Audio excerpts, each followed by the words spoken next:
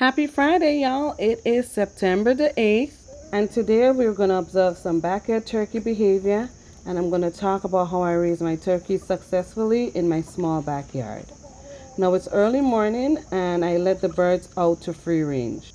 Now, one of the main things you want to make certain that you have available for any type of livestock that you're raising is that they have a safe space. All this have somewhere that they can go to in case of a predator attack.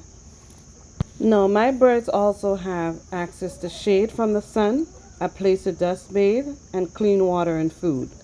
These birds have a wide wingspan and also requires adequate space to stretch their wings and a place to roost if they feel like it, whether it's the daytime or the nighttime. And in my experience, each time, this is a funny story, but each time I raise a batch of turkeys, there's always one of them that will never ever roost until I harvest them. They would never roost in their lifetime, and it's weird, but I don't know the reason for that at this point. But it's been a few years and it still happens up to date. Now I raise up to 20 turkeys every 2 years for meat purposes, and I'm able to cook many delicious dishes with the meat we raise. And I've invested in a meat grinder, a vacuum sealer, and a meat slicer because most times we season and smoke the turkey breast and vacuum seal it, and then we freeze it. So when it's time to use, we just slice and we use it as our ham. And these are things that should be considered when approaching a new venture. You have to plan and prepare and put thought into what you're getting into.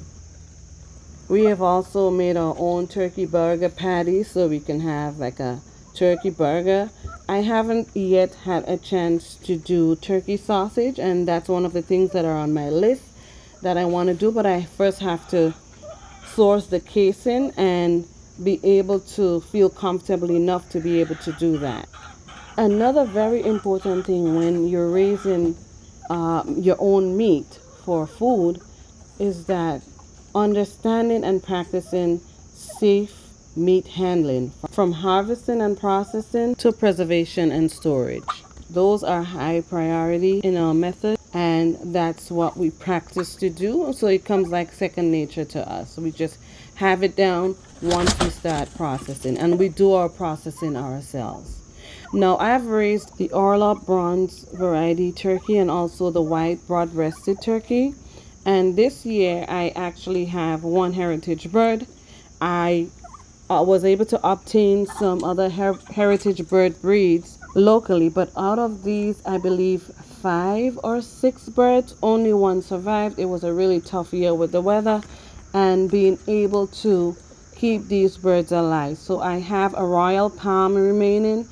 I was able to obtain a royal palm, a blue slate, a white midget, I think it was a bourbon red. There was another one, but I don't remember off the top of my head right now. But I am trying to, get into raising heritage birds. Obviously, they take a little bit longer than these ones that are bred. Look at you being all nosy. For meat purposes, these ones grow faster, and I like harvesting them when they're about between 4 and 5 months. I won't let them go past 6 months because at that point their meat changes. But look at the beautiful feathers on these, and look at the show that you're getting from this tom right here, or I should say this gobbler. That's the right word for it. But it's such a pleasure raising these birds. It seems like a lot of work, but once they get to this age, once they're older, and once you don't have to always pay constant attention to them as far as making sure they're safe and able to protect themselves or fight back at least from predators, because this is easy access for predators, and if they want food and they're desperate enough, they're gonna come. We had bear sightings in my city recently, this year and last year, and I mean, right here is just bait for them. So I always try to make sure, and they would get noisy. The gobblers will get noisy if something's going on. Even if a squirrel goes too close by, they would make noise. So they would alert me. And I do have chickens that would also alert me. So they're doing their job as far as alerting and staying safe and being on alert for any dangers that may pose a threat to them.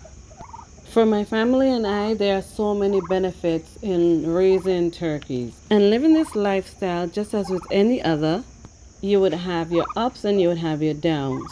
Because sometimes you may have a sick bird, or one of them may hurt their leg or their wing. It's happened before.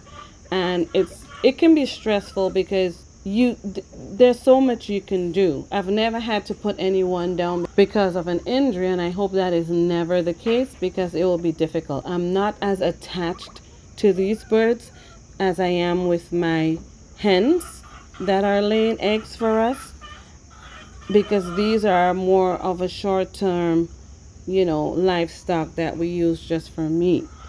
And so I try not to get attached.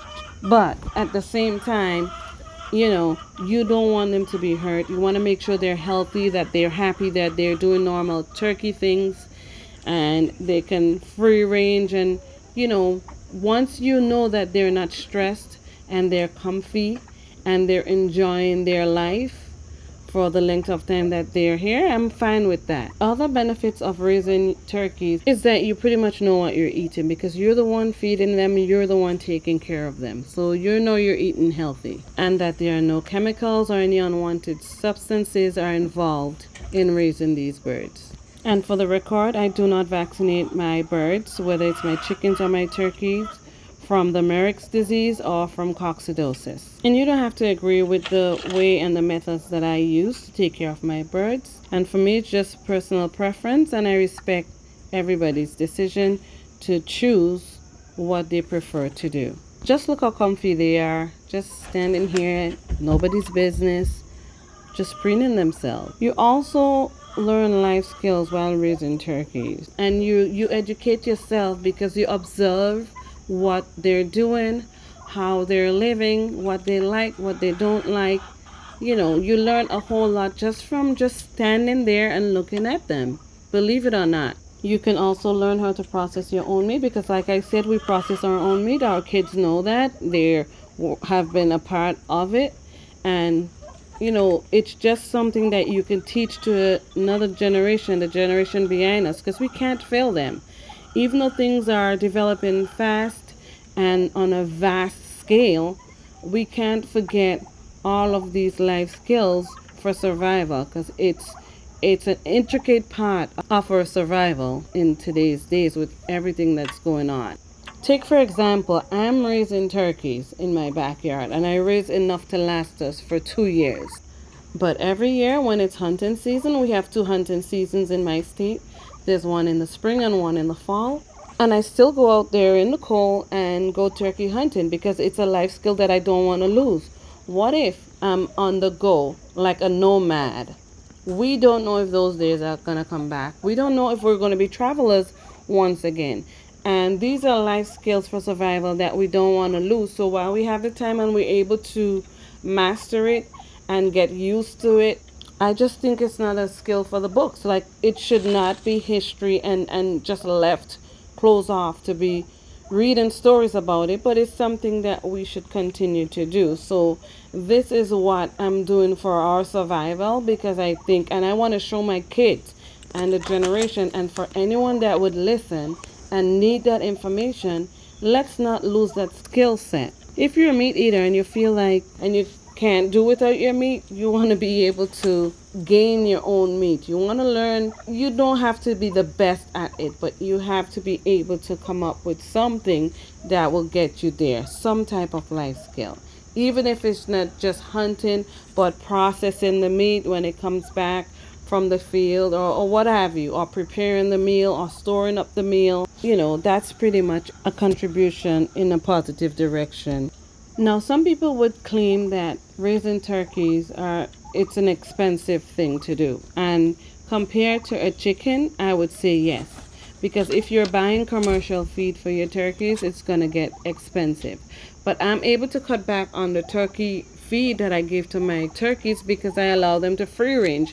And even though I set out their food for them, they won't eat as much as they would eat if they're just stuck in a coop or in an area where you have to constantly give them feed that you purchase. Yes, I do purchase most of their feed that's formulated for them, And so being able to, I don't know where you're trying to fly to go, but you're not going over. I think I think she wants to get into my garden because there's a fence right in front of her.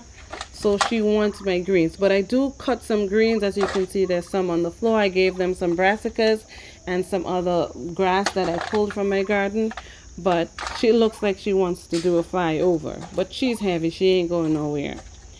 But as I was saying, if you free range, if you're able to free range, that's something that's going to benefit these birds in a positive manner because they get rocks to help them with the digestion. You don't have to buy supplemental grits to aid in doing that. And those methods really help with saving money on feed and supplemental grits. As simple as it may seem, it does help because they only eat the feed when they want it. If it's readily available to them and they're not eating it, then that tells you something. They have enough. And in all honesty, these birds would rather be free ranging. They're happier, they're more free.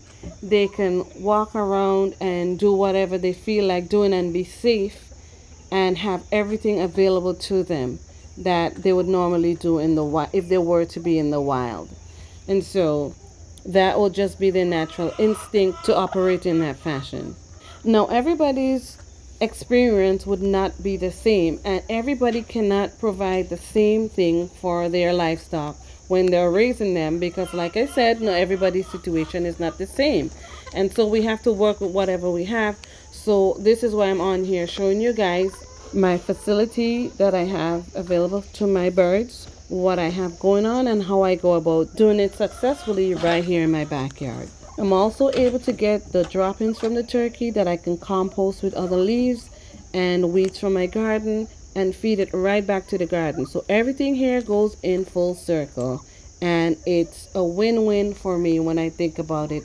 And the amount of work I put into it, it's worth it. It's called sacrifice. Some people just want to do the bare minimum and expect great results, but you have to put in the work. You have to be passionate about it and do it with great intention in order to have the best results possible. Now I'm going to do a quick recap about raising turkeys. If you are not raising turkeys yet and you want to get into it, always remember you have to have a plan first and do your research. You want to make sure you always have clean quarters with adequate spacing per bird. You want to have a place to dust for them to dust bathe, also a place for them to roost. And you want to also make sure the bedding is safe and non-toxic. Just because it's natural wood doesn't mean that it's safe for the birds, and you want to make sure you do your research on this and proceed with caution because some wood may be toxic to the birds. And you also got to think of the type of bedding that you're giving to them because with the younger birds, like the turkey poults, you want to make sure that you don't use the finer wood shavings. What do you call it? Yes, sawdust. So sawdust can pose a threat to the birds because they can choke on it because it's so fine and it can create issues with their respiratory system. So you want to make sure because the turkeys would eat. I've seen my turkeys over the years eat pine shavings because I provide pine shavings for them, and they sometimes would peck on the pine shavings and eat them for some reason, but it has not done anything to them. So because turkeys actually eat pine in the winter time, that's what they eat. They eat the pine cone and the pine needles and stuff like that. And this is why I prefer a turkey, hunting a turkey in the wild in the fall versus the spring, because in the summertime they've already eaten up all the wild berries and the grapes and the fruits and what have you out there that is in full production, and so the meat will definitely taste different. But in the spring, sorry, they've eaten what they could get in the winter time, which is pretty much pine cones and not the good juicy fruits that are out there giving the meat good flavor. You always want to make sure that you also have a safe place for the birds to make sure that they're away from predators or they have somewhere to run to. And you want to always make sure to have clean food and water to them readily available, and also a place for them to free range if possible. They will be happy birds and they will be good eating meat. Thank you all for tuning in. I hope you enjoyed this video, and as always, thank you for watching, and I'll see you on the next video. right here on Fifi's Journey.